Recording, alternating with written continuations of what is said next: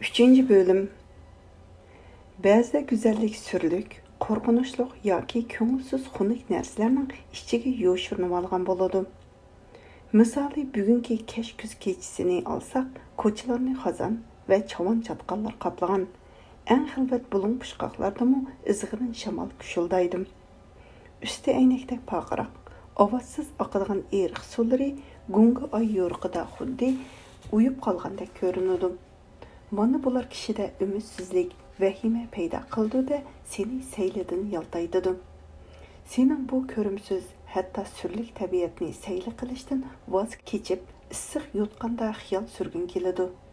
Lekin obdaroq zan qo'ysang, bu xil kechining sana mangulik xotira qoldirolgudek go'zal qiliq va ko'rinishlari bo'ldi ekan.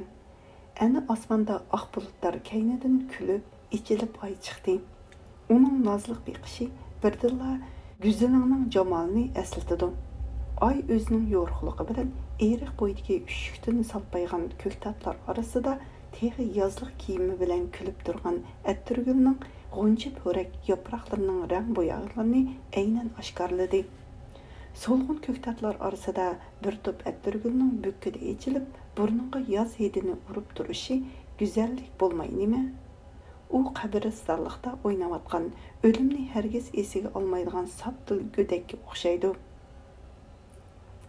U yana sonsiz musibat xabarlar orasida turibmi, hayotlikdan qanoat tepib o'zicha kulgan umidvor yurakka o'xshaydi.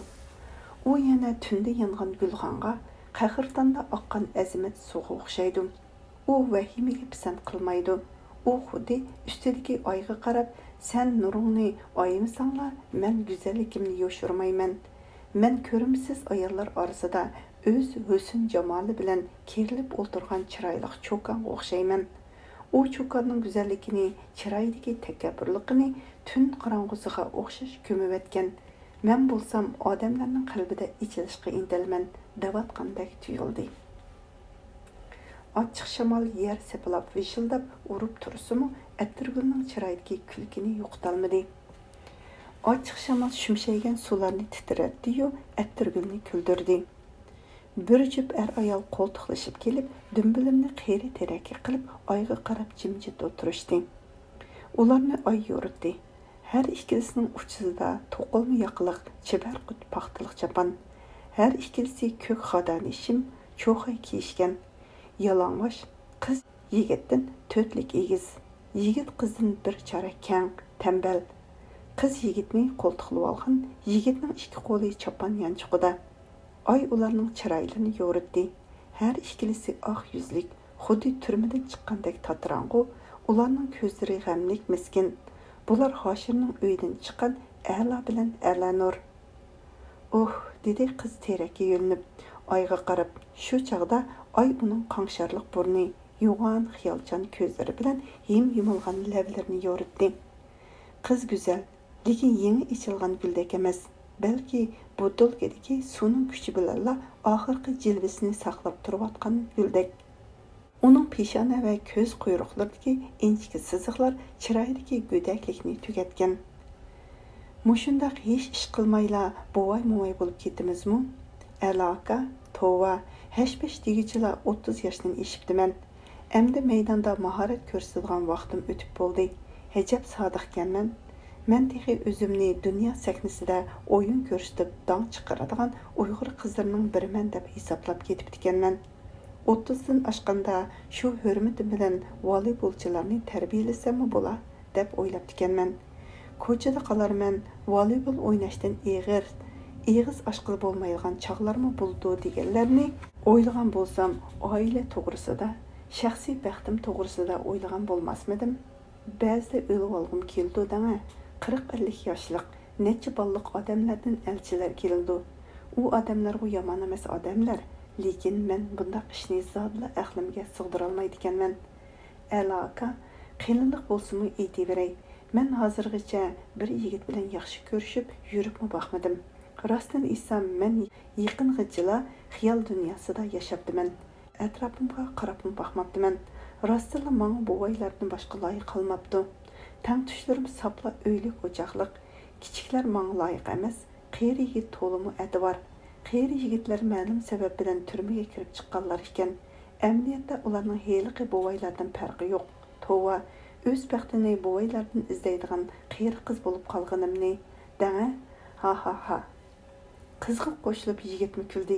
Kulganda yigitning o'ruq yuzi qo'ruqlar orasida qoldi. Ümidsizlanmang Alanur, dedi Ala qizning o'z bilikidagi muzdek barmoqlarini siliq mujib qo'yib.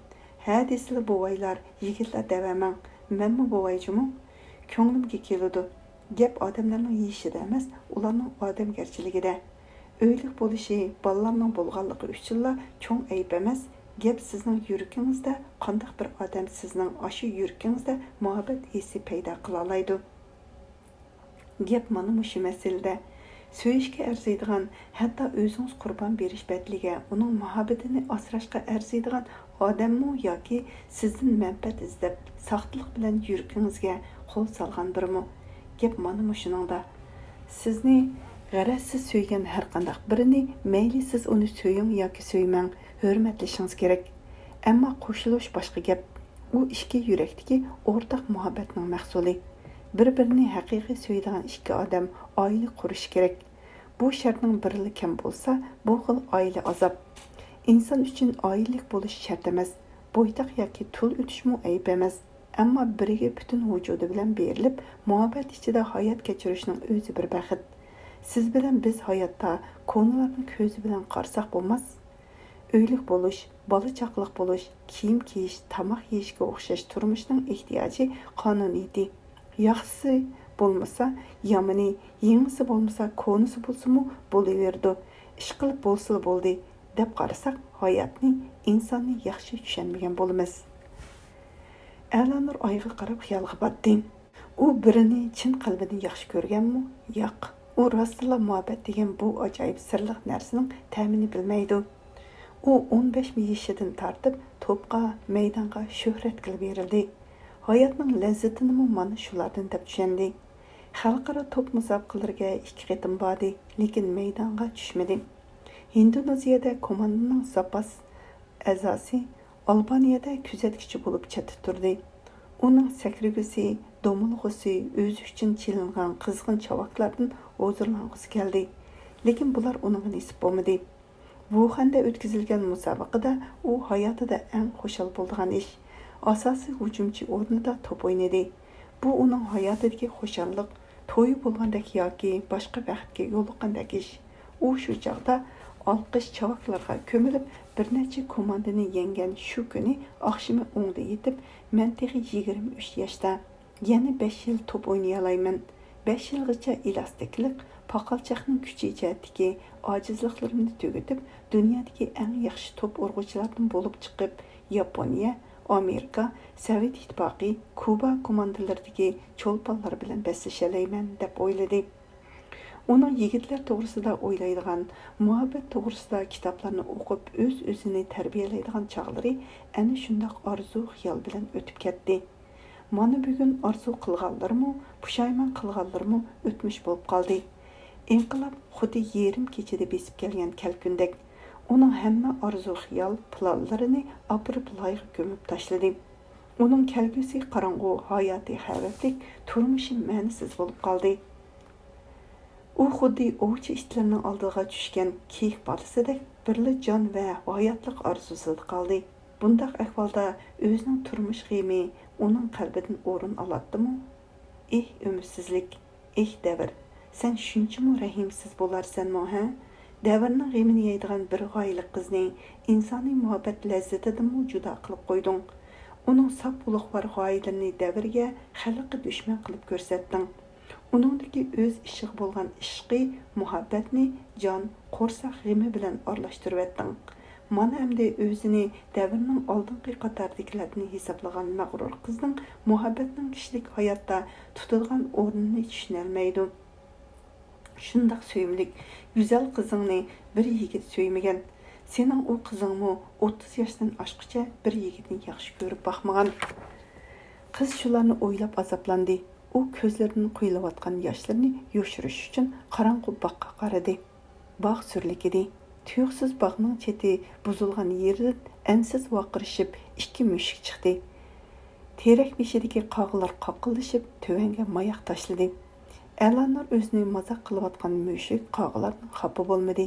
Chunki u bir necha yil avval bolalarni chiroyli kiyintirib, ko'chaga agashtirib ochiqib, o'moq bolalari bilan maqtangan savoqdoshlarini ko'rsa, ichidan mazoq qilib, bechoralar degan edi. Mana endi ular baxtli, o'zi bechora. Uning mushu holida o'zini mazoq qilg'uchidan ranjiguchiligi bormi?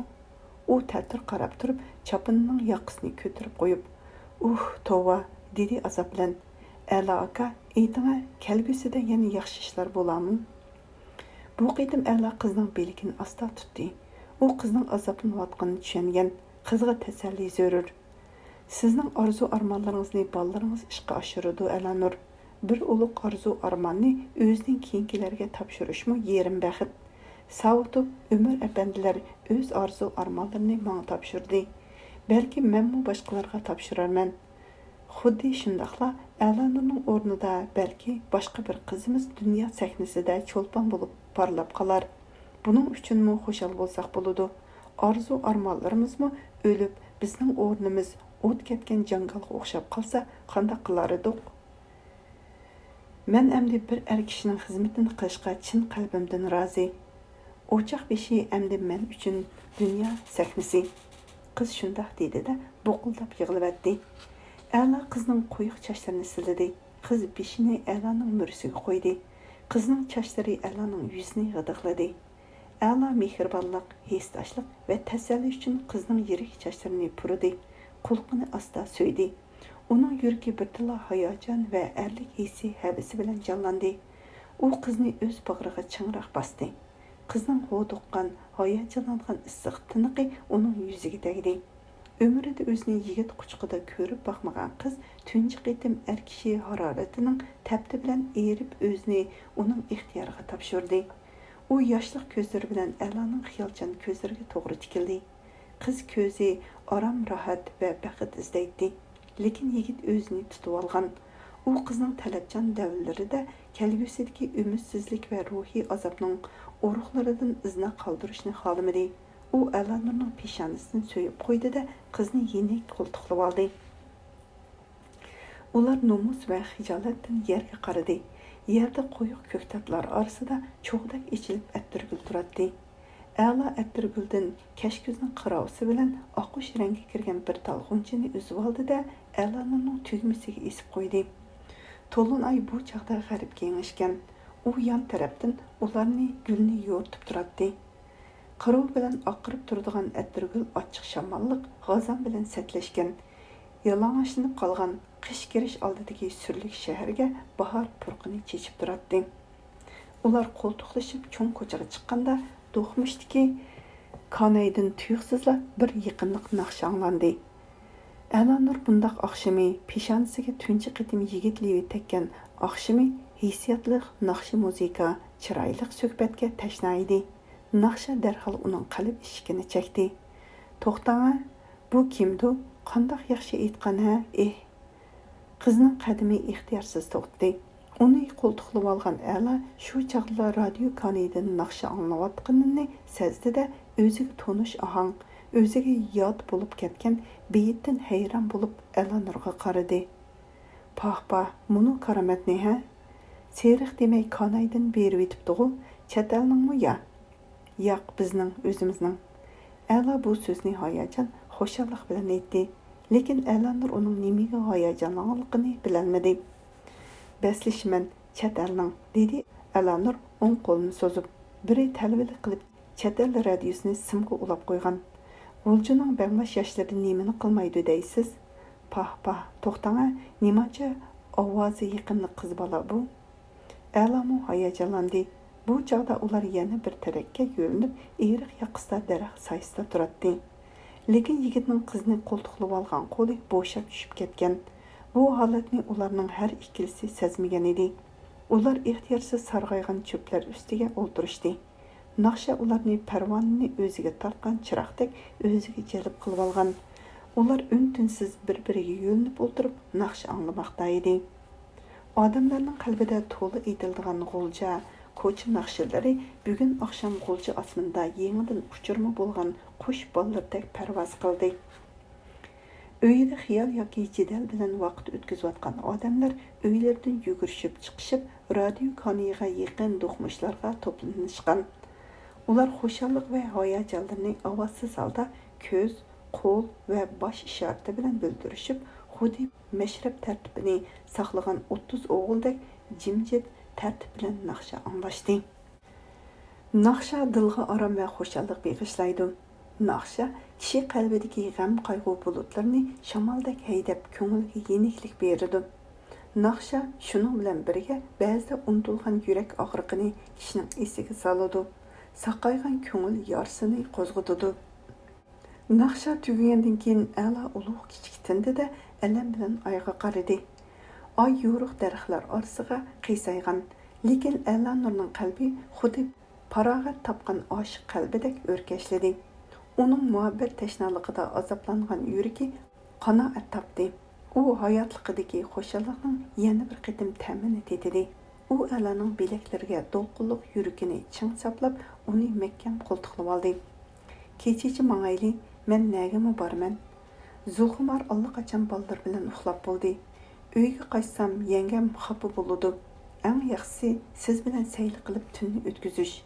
Ili daryo bo'yiga chiqib, Qoshda o'ltirmizmi ya? Sizni qang'uchi sayli qildiray, lekin men atisar yeziq chiqib ketaman. Nimali bo'lmasin, Arifning uyida qo'nmasam bo'lmaydi. Qizning A'lani qo'ltiqlab olgan qo'li bo'shidi. U ko'krigini A'laning beligidan ner qildi. Navoda siz xafa bo'lsangiz bo'ladi. Kechicha billa sayli qilayli, dedi A'la qizning bugun kecha paydo bo'lgan xushalligini asrash uchun. Ancha muhim ishim yo'q. Bir kun yarim kun kechiksakmi hech narsa bo'lmaydi. Qiz qaytadan erkilib yigitga surkildi. Qibladan ochiq shamol chiqmoqda. Teraklardan oxirgi yo'pirmoqlar to'kilmoqda. Mana oymi nagidir mukindi. Ko'chalarga chiroqlar o'chdi. Nelardandir biri so'zib vaqirab naqsh etmoqda. Bu balki kechlab yo'lga chiqqan ko'mirchi yoki to'nirg'i o't yoqila turgan navoy yoki bo'lmasa ichi kuchli kuzatchi. Demak, muhabbat ko'ngil shodligidan boshqa har xil ishlar bilan kechasi medirlashib yurishganlar bor ekanda. Men cho'ng bo'ldim, texi qiyirmidim deb o'ylayman. Lekin nurg'un ishlarni texi tushunmaydi ekanman. Oddiysi, yonimda yurgan do'stlarimni toza degandek tushunmaydi ekanman. Mana siz mening yonimda ketyapsiz. Men shu topda siz bilan birga so'g'uq yeb ko'cha aylanganim uchun o'zimni to'liq baxtli, xushal sezyapman. Qilingan desingizmi daviray, shu topda sizdan boshqa hech nimani o'ylag'im kelmaydi. Siz tuyuqsizlar mening teptinish turgan mingamni xiyol, savol, so'roq, fikrlar bilan to'ldirib etdingiz. Siz meni ham xushal qildingiz, ham gangirtib qo'ydingiz. Gapning ochiqini qilsam, siz meni endi xotirjam qo'ymaydigan bo'ldingiz. Lekin men sizni xato tushungan, hatto tushunmagan bo'lishim mumkin-ku. A'la endi qizning chiroyini ko'rmaydi. U o'z xiyolida bayon naqshi etgan Guzalay bilan so'zlashmoqda edi. Go'yo Guzalay qora bulut orasiga mo'kingan oyga o'xshash uni yiroqdan ko'rib turayotgandek, Alanurning gaplarini anglayotgandek bilinmoqda edi. U Alanurning oxirgi savolini chala bulala tushundida, "Nimish bundaq deysiz? Siz bilan biz ko'ni do'st" dedi. "Yo'q, ko'ni do'st emaskanmiz. Men bu haqiqatni bugunla sezdim", dedi qiz ulug' kichiktinib. Do'stlik qimmatli narsa, lekin odam do'stlik bilan baxtli bo'la olmaydi ekan. Navoda siz bilan ko'ni do'stlardan bo'lgan bo'lsak, siz menga bugun bunchalik sirliq bilinmagan bo'lardingiz. Ular qorong'u ko'chada jimjit, xuddi bir odamdek yaqin yondashib xiyligacha mangdi. Ochiq shamol ularning sochlarini aralashtirib, yuzlariga zahar sanchib o'tadi. Osmonda birmi yulduz ko'rinmadi. Ko'chalar shunchalik qorong'ulashdiki, uylar bilan qo'riq tomlarni farq olg'ili, qilg'ili bo'lmaydigan bo'lib qoldi. A'la qizning tiniqining o'z quloqiga urilganligini sezdi. U 30 gradus burilsa, ularning yuzlari, lablari uchrashadi. Tun ularni hamma hayo nomus ehtiyotlardan ozod qilgan. Atrofda ochiq shamolning vo'lishidan boshqa hech qanday shab yo'q edi. Qiz ko'ngli A'ladan nimani talab qilayotganini aniq. A'la qizning talab qilganini attak yo'shirmoqda. xuddi kichik bolani aldagandek qizni aldamoqda edi. U gapdonlik bilan qizning diqqatini boshqa yoqqa burmoqchi bo'ldi. Rost deysiz, dunyo sirliq, odamlar tushungili bo'lmaydigan darajada murakkab. Dunyoda donolar to'limi oz jumu, insonlarning 99,99% maymunga o'xshash o'ramchi. O'zicha yangi yo'l tepib mangdiganlar intayin oz. Odamlar bir-birini do'rab, hozirqilar o'tganlarni, kichiklar cho'nglarni, puhralar boshliq, mo'tivar, 100 martabaliklarni do'rab yashayverdi. O'z aqli bilan hammani hal qildiganlar to'lmas. Ba'zilar hayot to'g'risida donolik bilan so'zlaydi. Uning so'zlaganlari sizga bir yip-yangi kitobdek bilinadi. Lekin ularmi hayotni o'zlari so'zlaganchalik tushunmaydi. Ba'zilar qiyirib mukchagicha bu dunyoda yashaydi-yu, hayotdagi eng oddiy qonunlarni tushunmaydi. Ba'zilar butun umrini sarf qilib yangilik izlaydi.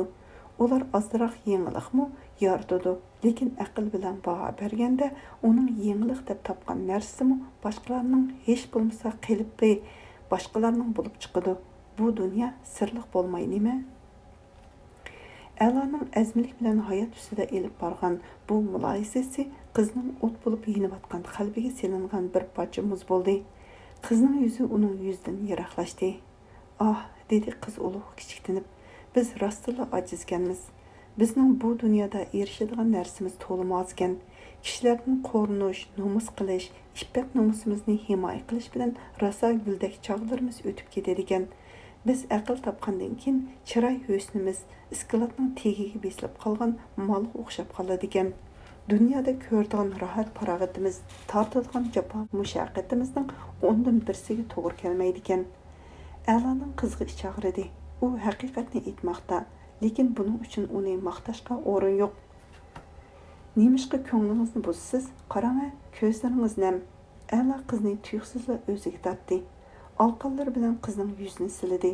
Ondan keyin o'zini sezmagan holda hissdoshlik, ich og'ritish va tasalli yuzini qizning peshonasiga, ko'ziga so'ydi. Qiz birdilla as-hushini yo'qotgandek yigitga chin esildi. Ularning yuzlari ondan keyin lablari uchrashdi. "Tova", dedi qiz harg'inlik bilan A'loga yo'linib, sochlarini suzashtirib, kutilmagan ish. "Inson yo'shirgan bilan taqdir yo'shirmaydi. Shundoq bir she'r bor, anglab qo'ying. Subhidek har damda gardun qo'ymag'ay asrani, naga ahli sidiqi ko'ngli mehribon afshona aylasa." Tushunolmadim. Undaq bo'lsa mening qo'pol tarjimamni anglang. Subhidek har damda taqdir qo'ymaydi hech sirini, chin oshiqlar izhor qilmoq bo'lsa gar ich sirini. Ha ha ha, qiz qoqoqlab kuldi. Muhabbatni yo'shirg'il bo'lmaydi. Sen yo'shirsang, taqdir uni subhidek oshkor qilib qo'ydi demakchimi? "Apirin", dedi A'lo sharhni ko'rsatib. "Ana subhi, bizmi oshkorlanib qolmayli yana? Yana yo'shirg'ichiligi bormi dehi?" Qiz hayron bo'lib yigitdan astoydil so'radi. "Tong etishga oz qoldi. Tez borayli. Do'stim Orib to'la saqlab uxlayolmadi haqiqatan." Rost degandek Orib texicha uxlamagan ekan. Darvoza halqisi qiqilishi bilan u chopan yepinchoqlab darvoza oldida paydo bo'ldi. "Oho hoy", dedi u sho'xlik bilan. "Qadaminglarga muborak, mana tunji qor." 1975-yili kech kuzda G'o'lchi shahriga rostila tongga yaqin tunji qor yoqqan edi. A'lonur Oribning saroyidagi sim karvatda tushga yaqin oralla uyg'on oldi. Uning uyqusi qongan, u o'zini to'limi yenik, to'limi xo'shal sezdi. U uyg'onibla birinchi bo'lib A'loni o'yladi. Uni ko'rishga oldirdi. Uy g'uva yo'ruq, to'limi iliq edi. Derizlarga to'r va yippak pardalar tortilg'achqa, u yer bu yerdan tushgan yo'riqlar atrofga keng shox yoygan gulning tom yeshil yo'pirmoqlarini o'choqdan chachrab chiqqan cho'g'lardek olib-uli yo'rtib turardi. Qiz mamuq yostiqlarga yo'linib, uzun putlarini sunib, huzurlanib o'ltirdi. Uning fikri yana A'loga yetgeldi. U "Tova" deb pichirlab qo'yib, karvatdan tushdi-da, shim po'baykalarni oldirab kiydi. U uydan hech kimni topolmadi. Orib ayol bolalari maktabga ketishgan. Oqshom Orib bilan birga yon uyda yotgan A'lochu, u ketgan bo'lsa, biror ilik xatmi qoldirmay ketganmidi, ha? Qiz Əlanın çibarqı çapınını izledi. Umu yo'q bo'lib chiqdi. Demak, Əla ketgan. Əla Nurga xushmi demay, ikkilik qog'ozni qoldirmay ketgan. Uning oqshomgi qiliqlari saxtaliqmi? Birdamli ko'ngil xo'shlik uchun Əla Nurning vujudiga umr bo'yi o'chmaydigan bir o'tni tutashtirganmidi ya? Qiz shundoq o'yladi-da, birdilla Əladan nafratlandi. Lekin bu nafrat Tomuzda tuyuqsiz paydo bo'lgan kichkina quyundek tez o'tib ketdi.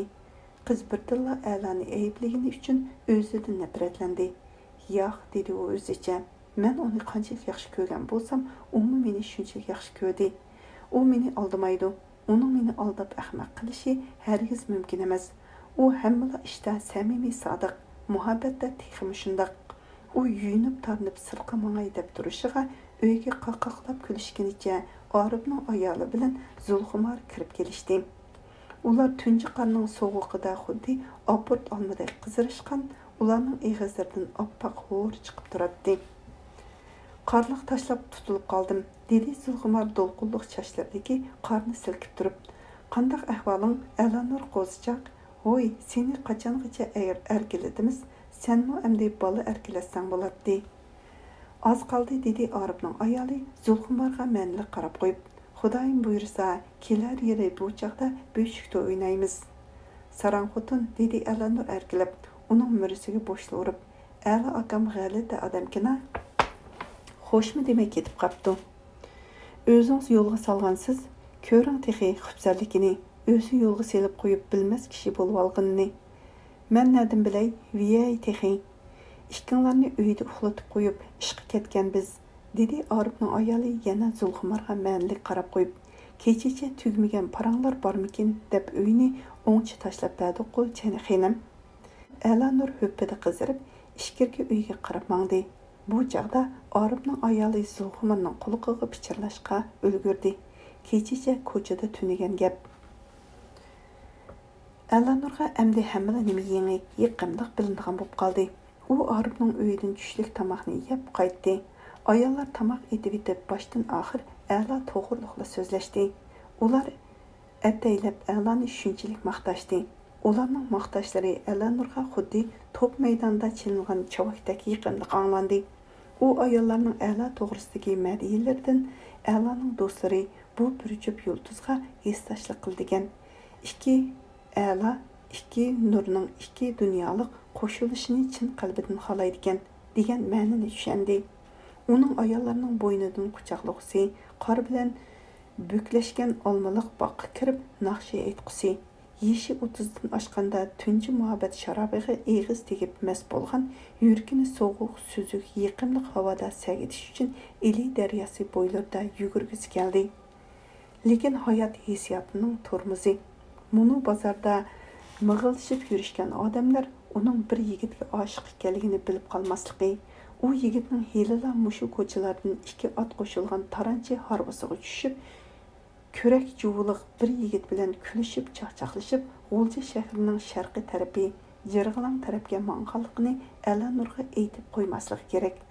U chaqda qiz o'z ismini har sekundda bir yodlayotgan u yigit qizni tamoman unutgan, butun as-xiyoli bilan kitoblarga berilgan bir beparvo ekanligini bilib qoladi. U chaqda bechora qizning ruhi tushidi. Biz uni azoblashni, uni hayotning muhabbat ismi chiroyli, lekin rahimsiz, qimmatli, lekin jafoliq, baxt bilan ham yaqin, ham dushman bo'lgan nazoratchiga topshirib berishni xohlamaymiz. Qiz kunlarni seg'inish, yodlash, eslash, uyqusizlik, xiyolchanlik bilan to'limi tasda o'tkazdi. U muz maydondagi konki o'ynab yurgan bolalar orasida kiyinishlari, chiroylarimi haddidan tashqari chiroyli bir jup bolani ko'rib qoldi. U bolalarning kayniga kirib oldi. Oxiri bolalarni qo'ldan tutib oldi. Bolalar to'gi yungidan to'qilgan pofayka ishdan bosmoq kiyishgan edi. Alanur kechigidan "Sizlar kimning bolalari?" deb so'radi. A'la dadamning. Bu javobni anglab Alanur o'nglisiga uchib ketgil tasliq qildi. "Siz qizmi, o'g'il?" "Men qiz, akam Ali o'g'il." "Ismingiz nima?" "Dilara." Alanur ixtiyorsiz Dilara bilan Alini quchoqladi. Ularning muzdek yuzlarini yuziga yoqdi. "Dilara, sizni Lanjudan kim ekanligini bilamsiz?" Bilaman, Əlanur hədəmə gəlgən. Aqıllıq jenim, şu hədiniz mən bolaman. Şunchalar cho'ng bo'lib ketkicha hadingiz sizni ko'rmabdim. Sizni bekuyim qilganmi, odamgarchilikni unutishga majbur qilganmi, mushu inqilob. Qaysi inqilob, ha? So'ramang, dilara, sizlar uni bilmayla qo'yinglar. Xudoyim sizlarga uni ko'rsatmasin.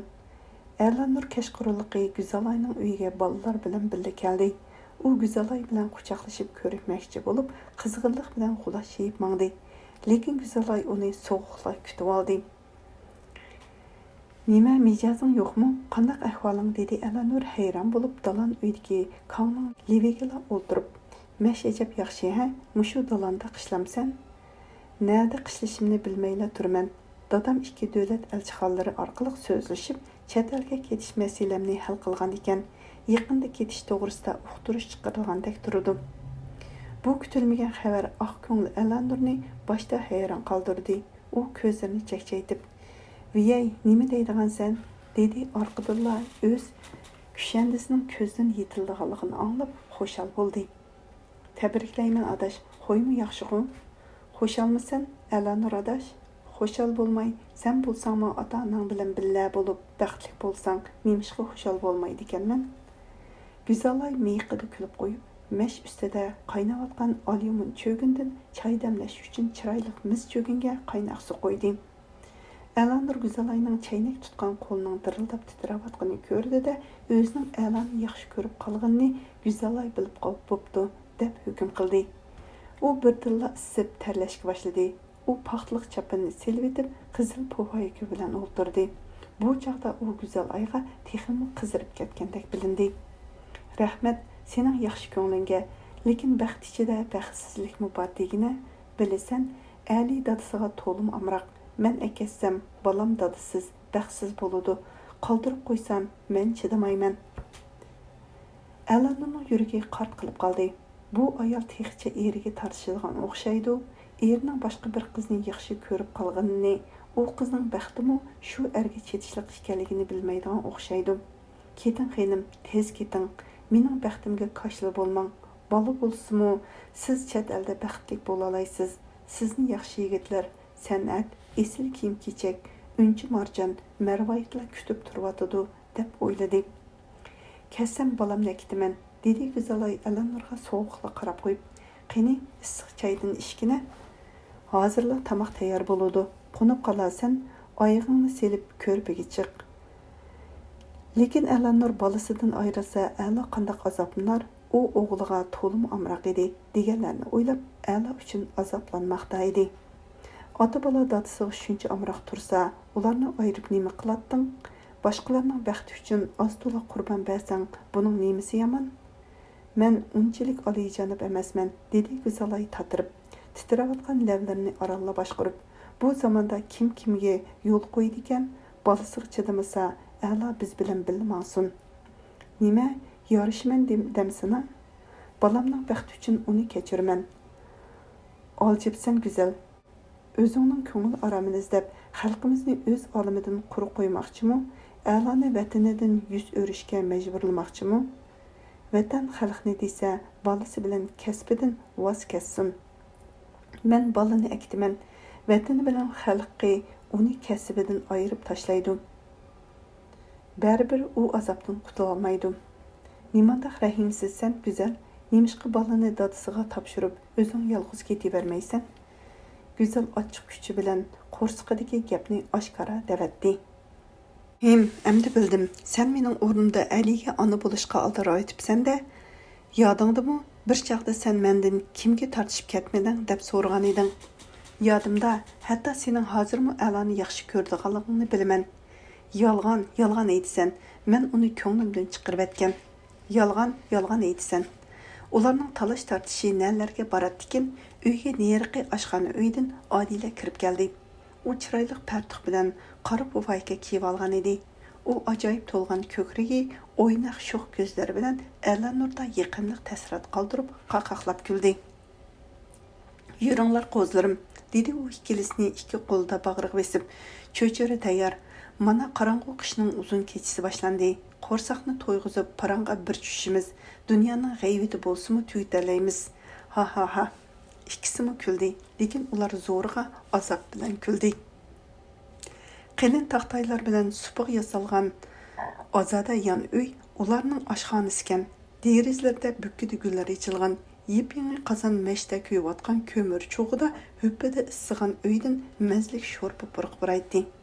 İki bala baqqa qaragan deriza yenidagi kichik ustalda o'ltirib g'izalanmoqda. Cho'ng tekimetler üstedeki çıraylık dastıqan yepilgan düglek üstelge ayollarga çine, qo'shiq, canan çineler tayyorlangan. A'lanur uyga g'izaga zo'qlandi. Bu ko'rinishlar bu ikki çıraylık tul ayolning halovatda ekanligidan derak beradi. Ular ishtiha bilan untinsiz cho'chirishmoqda. Lekin ular xiyollarida bir bilan talashmoqda, ko'rishmoqda, kurashmoqda. Bechoralar deb o'yladi Odila biri-biridan qilishmaydigan ikki baxtsizga ish og'irtib. Nemishqimi a'loga o'xshashlar ko'p emaskin-tan. Hech bo'lmasa ikkisi bo'lsa-chu, shundoq bo'lsa ikkinglar baxtli bo'lgan bo'lmasmidinglar? Men har ikkinglarga baxt tilayman, lekin men sizlarga maslahat bera olmayman. Sizlarning biringlarni yoqlab, biringlarni ayblashga tilim bormaydi. Sizlarning o'z baxtinglar uchun kurash qilish huquqinglar bor.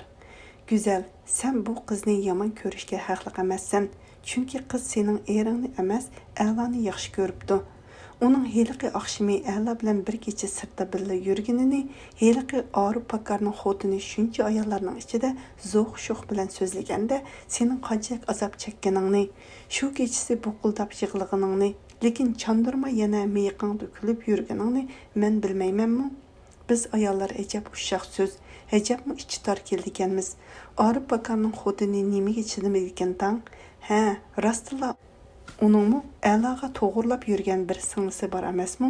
Sen Orifning vatildaq ayoli, tiling qurg'ur, zug'uy xotin, nemishqi boshqalarning baxt azoblarini hisobga olmay, kichkina ishni butun shaharga yoysan? Sening zug'uyliqing bilan mening güzilim qanchalik azoblandi, qanchalik judidi, ha? Mana bugun azoblanayotganlar yolg'iz birli go'zal emas, buni bechora qizmi go'zalning kundashligini sezibdi. Hozir ular bir ustalda birga tomoq yeb o'ltirishqimi qini bilan bir-biriga dushman.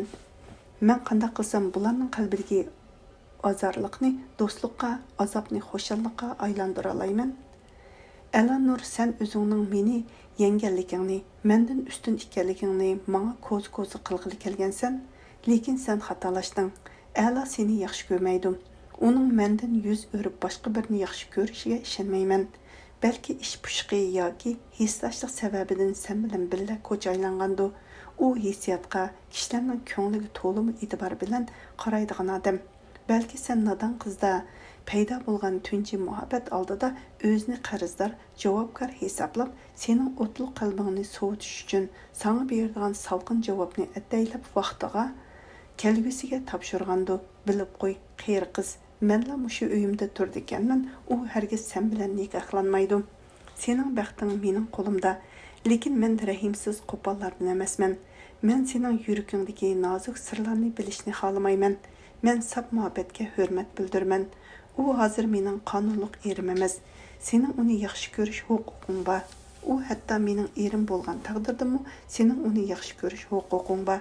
Muhabbat sap bo'lsa-la, boshqa g'araz singmagan bo'lsa-la, men bundaq muhabbatning egilarini hurmatlayman. Bayatdan sana qo'pollik qildim. Sababi sen bechora o'z ustunliging bilan maqtanmoqchi. Meni qo'pollik bilan ko'zdan ner qilmoqchi bo'lding. Men sen yaxshi ko'rgan yigitning burunqi ayoli, сөйген hamrohi bo'lganim uchunla sen meni o'zingga dushman sanib olding. Muhabbatga, raqobatga top maydondagidek muomala qilding. Lekin sen xatolik ustiga xatolik o'tkazding. Birinchidan sen meni texi yengan emassan. Ikkinchidan bir er kishiga oshiq bo'lgan ikki ayol bir-birining ham dushmani ham do'sti ekanligini sen bilmaydi ekansan. Sen meni hurmat qilishning o'rniga qo'pollik qilding. Manga hissdoshlik, nasihat, ayblashlarning qanchalik lozimi bor? Sen bilsang, senmi men tortgan azoblarga sherik. Sen texi uni amdilla boshdan kechiryapsan. Shuning uchun sen meni hurmatlashing, qadrlashing lozim. Güzala shularni o'yladi-da, oldidagi qizga birdilla ich og'ritishga boshladi. O'z qo'li bilan Alanurning qochisiga cho'chiri ustida bayotdan go'yo hech ish bo'lmagandek miyiqida chiroyli kulib qo'yib, Qandaq Adila, Əlanur chiroyliqmi deb chiqishdi. Bugun Əlanur men bilan birga yotasan a? Yo'q, dedi Adila qachidan beshini ko'tarmay turib. Əlanur Dilara bilan yotadi. Dilara bayla menga yolvurdi. Men uning ma'qul dedim. Sen qizing bilan foyda talashma, ha, go'zal. Ular kulishdi. Jimliq buzildi, lekin u buzilish uzoqqa bormadi. Ularning so'kbiti qo'lashmadi. Əlanur ko'z quyruqida go'zalayga qarab qo'ydi-da, xiyolda uning bilan aytishni davomlashtiraverdi. Kunchilik qizg'inlik bilan meni bu yo'ldan qaytara olmaysan. Sen go'zal, Əlaning meni qanchalik yaxshi ko'rganligini bilishdan burun o'zingni daldiga ilishing, ota-onaning yeniga ketishing, bu yerda bo'lgan ishlarni tamoman unutib ketishing lozim. Men sana hammani tushuntirishim lozimmi? Sen mening nemishqa uyingga kelganimni, Əlaning ismi chiqqanda nemishqa shuncha hayajonlanib o'zimni tuta olmay qolganimni zodi tushunmaysan. Sen meni qiyri qiz bo'lgani uchun kimga bo'lmasin yepishib buningga muhabbat emas, erkish kerak. Qolgan ömrida oldirab tinab bola yuzi ko'rsila, kishilarning tapa tanisidan qutulib olsila, o'zini baxtli hisoblaydigan chakini qiz deb pas ko'rib, ko'zingga ilmayotsan. Sening miyig'ingda kulib qo'yib, qapoqlaringni suzishing, menga sening nimalarni o'ylaganingni tushuntirib bo'ldi. Lekin sen bir er kishini umr bo'yi o'zimga bog'lab tura olmayman deb xato o'ylabsan. Ular seningdan ko'rmagan iliq haroratni boshqalardan ko'rgan amon seningdan yuz o'riyalaydi. Ular shunda qilishga haqliq. Ular sana o'xshash beshiga ig'ir kunlar kelgandimi, vujudidagi iliq muhabbatini o'zining oyig'an muz ko'ngil ayolga bir umr umid bog'lab yuradigan xiyoliy odam emas. A'lo hissdoshlikqa toza muhtoj bo'lganda sen nada qolding? O shahar qechib yurganda sen uning qayg'usini yengiltish uchun nimalarni qurbon qila olding? Durust, sen uning bolalarining baxting. Ayollarga xos hissiyat bilan Ali uchun beg'ir yoqding. Lekin hayot ona bolalik munosabati bilan cheklanmaydi. Do'stlik, muhabbat, og'ina, birodarchilik degan nimalar insondan bir-biriga ko'yinishni, biri uchun biri ma'lum narsani qurbon berishni talab qiladi.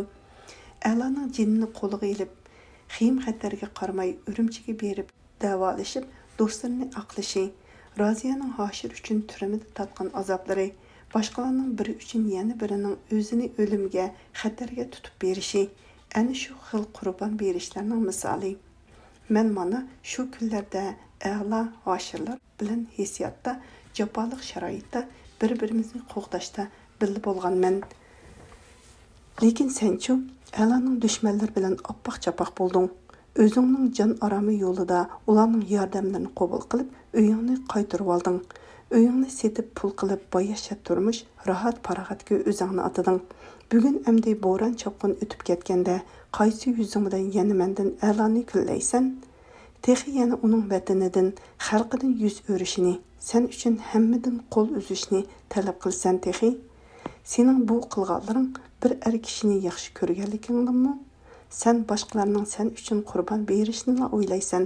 Sen nemishqa boshqalar uchun qurbon berishni o'ylabmi qo'ymaysan? Tabiat sana o'qishmay berib qo'ygan chiroying uchun shuncha olayda bo'lib olamsan. Men A'lo uchun uning sana o'xshash bir muz ko'ngil ayolga qilgan pokiz aqidasi uchun azoblanaman. Agar u sana qilgan aqidasining 100% man qilgan bo'lsa-di, men uning oyoqlari ostida jon berishga tayyor turgan bo'lardim. Uning xiyoli shu yerga kelganda ko'zlaridan ixtiyorsiz holda yoshlar to'kildi. Buni Adila bayqidi. Nima bo'ldingiz, xonim? Ochiqlazi yo'ldingizmi ya? Dedi u qizning mursiga qo'lini qo'yib. Yo'q, dedi Əlanur xiyolga kelgan yolg'onni darhol tilga ilib. Heliqi Osmonning qilgan ishini deyman-a? Bechara Zulxumarga ichim og'riydi. Sizlarning baxtli turmushinglarni ko'rib, Zulxumar yodimga keldi. Qiynatisi bilan qiynonasini biroqla yiqilgan. 4 bola maktabda o'qiydi. O'zining xizmati texnichi Urumchidan qo'lchiga almashmadi. Vaqtliq o'qituvchi bo'lib 30 necha so'mga ishlab yuriydi. Osmon pul avatadigan-ku, dedi Adila birdilla diqqatsizlik bilan. Heliqi kuni siz A'lo bilan birga Hoshirlarnikidan chiqib ketgandan keyin Zulxumar Hoshirlarnikiga borgan ekan. Biz birga bo'ldik. Osmon pul avatadigan, lekin xat yozmaydigan. Shunga Zulxumar uning adresini bilmaydi ekan. Güzalay Əlanurga qaradi. U chaqda cho'g'dek qizargan, yolg'on aytaman deb qamlashtirolmay tutilib qolgan edi. Güzellay uningga qarab miyqida kulib qo'yib, uzun kirpiklik, chiroyli ko'zlarini mo'ltillatib, jimjit tikilib o'tirardi. Uning qarishidan Alanur bir xil mehribonlik, hesdashlik sezdi. U texmi qizardi. Chunki boyadan o'z ichida ilib borgan mulohizasi uni ich tarafidan ko'ydirmoqda edi. Yuringlar, endi cho'ng uyga chiqamiz, dedi Adila supidan tushib. Dutlar chelib naqsh aytimiz. Birinchidan g'aybatga, ikkinchidan yig'lashga ruxsat yo'q. Qani amsa, orqamdan meninglar qo'zlarim. Birdamdan keyin bu uydan naqshi bilan kulgi yangrashqa boshladi. Talada bo'lsa lapildab qor yog'moqda. Tushayotgan qor hammani, uylarni, bog'larni, gullarni, izlarni ko'mib tashlamoqchi. Heliqi attirgul nima bo'lib ketgandu deb o'yladi Alanur, derazadan sirtqa qarab qo'yib.